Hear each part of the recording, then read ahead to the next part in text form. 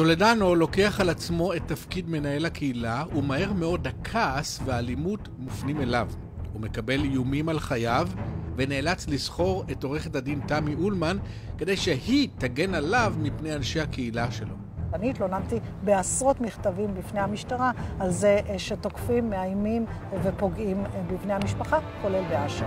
מספר חודשים אחרי שמונה לתפקידו, ביולי 2015 נמצא הרב אשר טולדנו מוטל על הרצפה במצב אנוש לאחר שנחנק מאזיק על צווארו.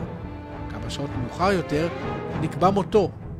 משפחתו וחברים נוספים בקהילה משוכנעים. אשר נרצח על רקע הסכסוך בקהילה. אולם המשטרה קבעה שטולדנו התאבד. עורכת הדין תמי אולמן, איך לפי הבנתך הלקוח שלך, אשר טולדנו, מצא את מותו?